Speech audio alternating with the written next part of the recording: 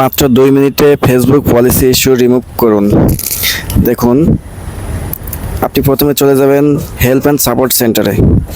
আপনাকে আগে বুঝতে হবে কোন ভিডিওগুলো আপনার পলিসি ইস্যু এসেছে বা কপিরাইট করছেন। ইতিপূর্বে অনেক ভিডিও দেখছেন, কিন্তু এই সিস্টেম কেউ আগে দেখায় নাই। ইওর অ্যালার্টসে ক্লিক করবেন। দেখুন, এরপর চলে দেখেন এই ভিডিওগুলো আমার কপিরাইট ছিল, অর্থাৎ মিউজিক কপিরাইট বা ভিডিও কপিরাইট হতে পারে। এখন এইগুলোতে ক্লিক করে একটা একটা করে আমাকে ডিলিট করতে হবে। সি ডিটেলসে কন্টিনিউ বাটন। দেখুন, এতদিনে আমি বুঝতেই পারি নাই।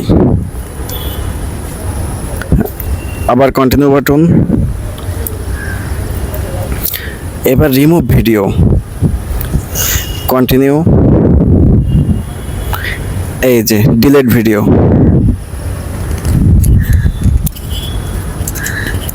একটু সময় নিচ্ছে আপনার ভিডিওটি ডিলিট করার জন্য। এই যে ওকে, এখন চলে যাবেন সাপোর্ট হেল্প সেন্টারে। এরপরে আপনি চলে যাবেন রিপোর্ট প্রবলেম। এখন যেহেতু আপনার কোনো আর মনিটাইজেশন পলিসি ইস্যু নাই আপনি মনে করছেন, সুতরাং আপনাকে কন্টিনিউ রিপোর্ট প্রবলেমে যেতে হবে। ফেসবুককে আপনার জানাতে হবে যে আপনি ক্লিয়ার।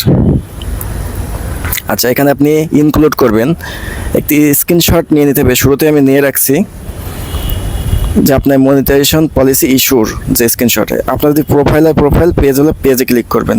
আপলোড ফ্রম ফোন, অর্থাৎ ওই যে স্ক্রিনশটটি আমি নিয়ে রাখছি এখানে বসিয়ে দিলাম।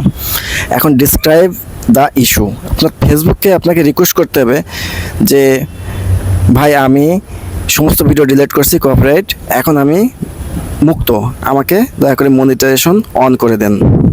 আপনি এবার ইংরেজিতে লিখবেন।